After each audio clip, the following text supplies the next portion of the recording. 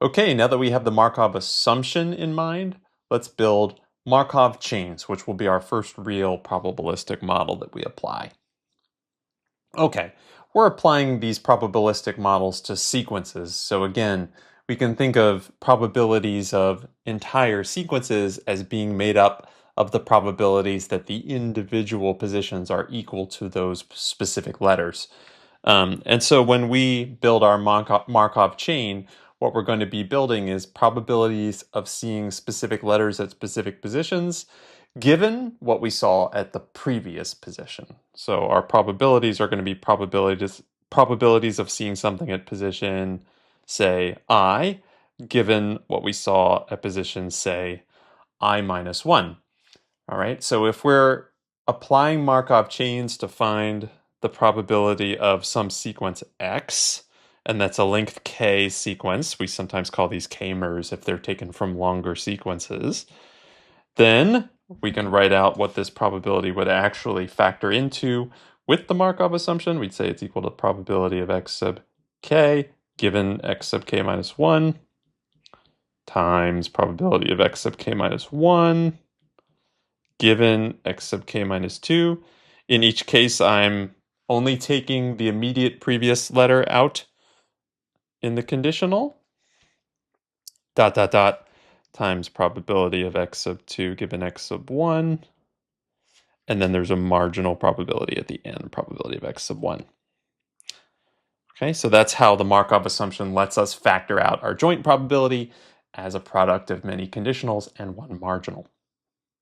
And as a little bit of shorthand, when we go to build this model, we're of course going to be concerned with what letter we see given the previous letter we see.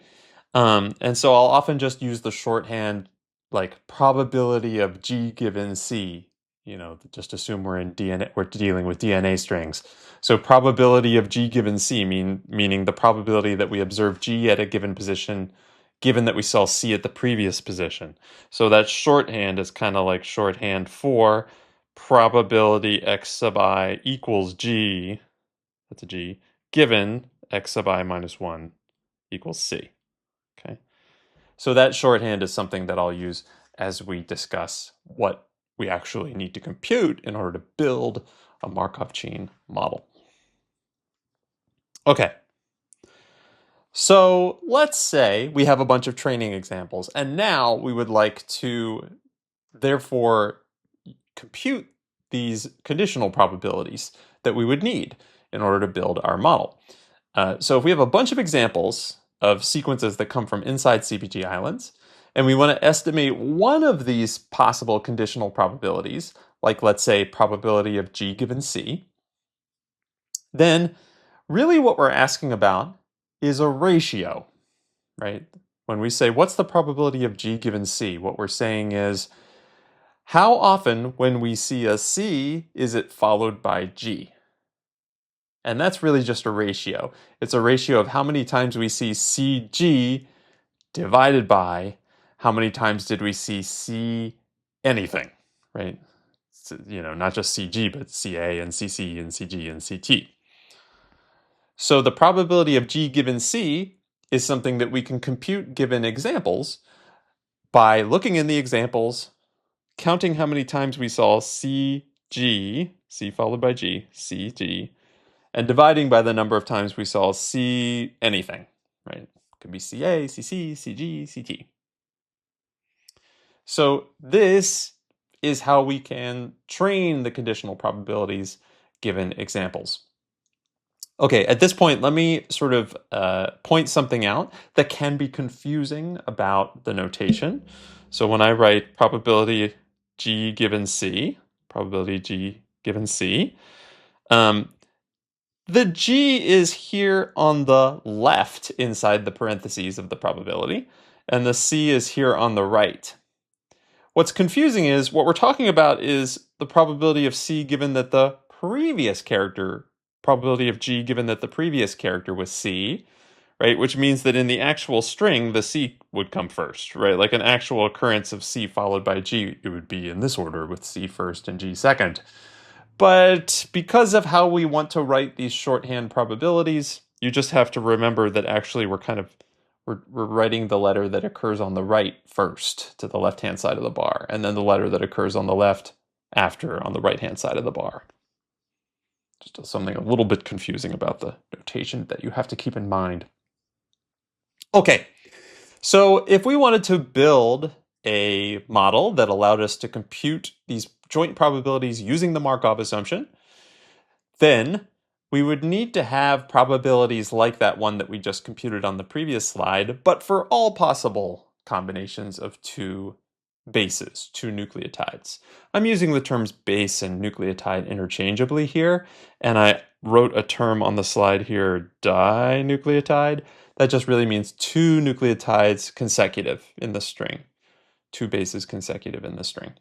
Okay, so for all possible two bases that we might observe consecutively in the string, and there are 4 possible bases, which means there are 16 possible dinucleotides, pairs of bases, we would need to compute one of these conditional probabilities. We know how to compute each of them based on what we just discussed. They are all ratios.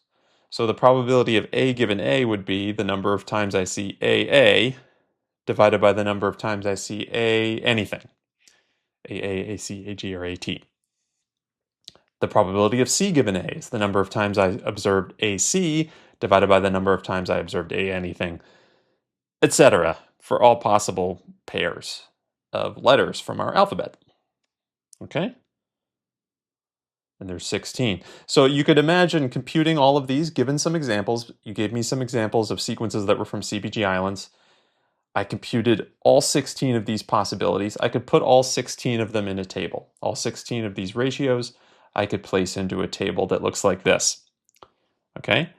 And the horizontal dimension of this table is the left-hand side, right? The thing before the bar, right, in the conditional probability.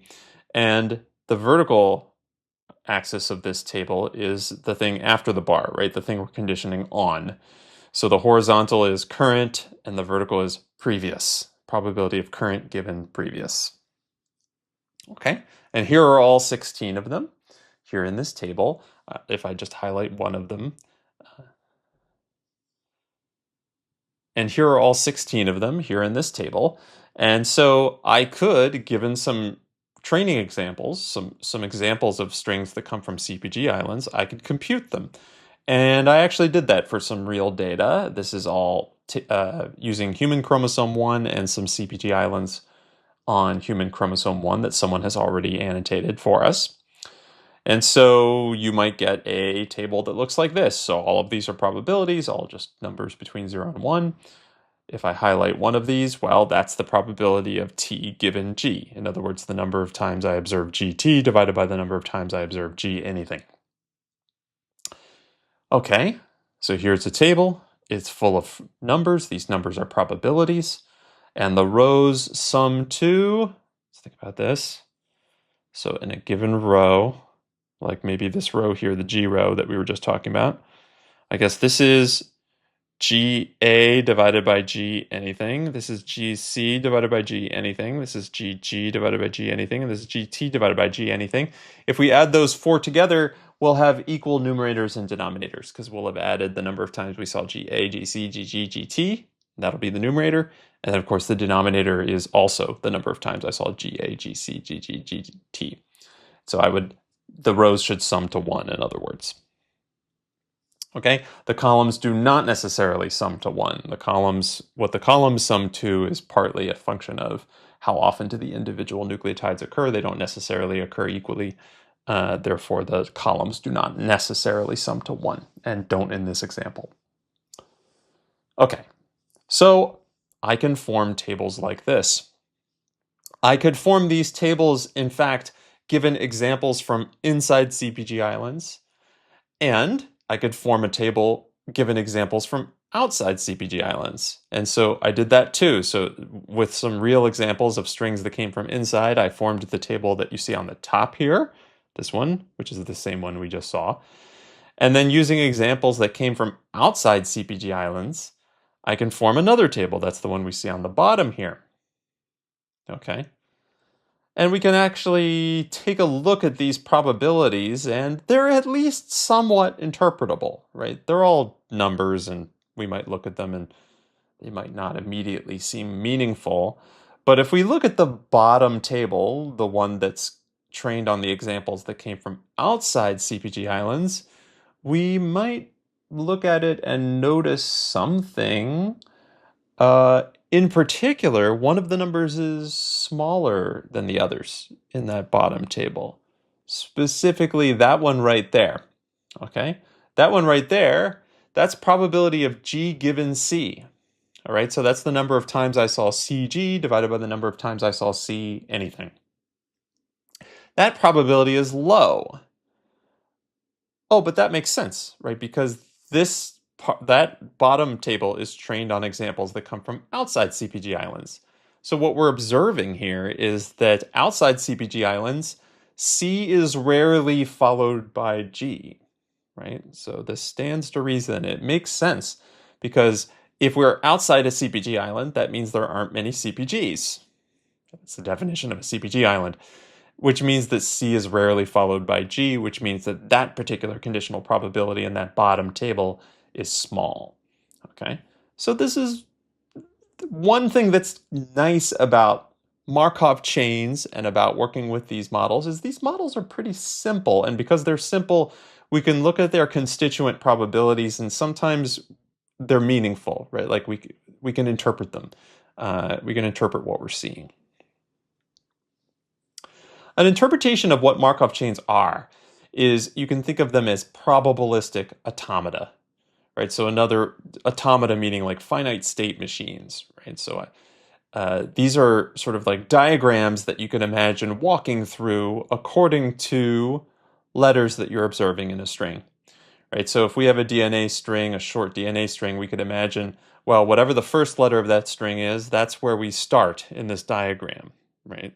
And then whatever the subsequent letters are, that's how we move through the diagram. And as we move through the diagram, we are crossing edges, which I'll call transitions. We're crossing transitions in this diagram. And those transitions correspond to conditional probabilities. And it's like we're kind of multiplying them all together in order to compute joint probabilities. So this is an interpretation that can be useful for thinking about Markov chains. It's definitely useful for thinking about hidden Markov models, which are coming up later. So I just want to draw a picture of it for you. Let's do a very concrete example. Let's now compute a joint probability using a Markov chain, right? So here's our table. This table consisting of those 16 conditional probabilities, that's our Markov chain. Right? That's the, probabilities that you would put on the transitions of this diagram here. So that's our Markov chain. And we'd like to use that Markov chain to compute the probability of the joint probability of a string. And I've got a very simple string here, GATC. Right, so what we want to compute is probability of X, which we know can be split up into conditional probabilities and a marginal. So let's sort of break this up right to left. That's like probability of X sub 4 given X sub 3, which is the probability of C given T, times probability of X sub 3 given X sub 2, right? That's probability of T given A, times probability of X sub 2 given X sub 1. That's probability of A given G, times a marginal, right? So times probability of X sub 1. Probability of G. Okay. So we need to look these things up in our table. So probability of C given T, I guess that's this one, right? Probability C given T. So that will be the first term in our product. Probability T given A, that's this one. So this will be the second term in our product. Probability A given G, that's this one. So this will be the third term. Okay, and we don't really have a table for the marginal probabilities, but for simplicity, let's just assume that the 4 nucleotides are equally likely, and so let's just give that a probability of 1/4. Okay, so if we multiply all those together, let me switch to a nicer picture here. If we multiply all those together, we will get a product and we'll get a joint probability of 0.0021. Okay, so we did it. We assigned a joint probability to a sequence by using our Markov chain, which is in turn built on the Markov assumption. And in order to compute that joint probability, we simply multiplied together several conditional probabilities and one marginal probability. And again, you can sort of think of what we did as kind of like walking through a probabilistic automaton and multiplying together the probabilities that we encountered along the way. Okay, so there's an immediate sort of technical issue that we need to take care of, which we'll do at the beginning of the next video. And then we also want to apply Markov chains not just to assign joint probabilities to things, but to kind of put things into categories, right? That's the purpose of what we're doing here. We want to decide whether sequences look like they are CPG islands or they are not CPG islands. So we want to add that kind of layer of using Markov chains to distinguish what category strings may belong to. So we'll tackle both those in the next video.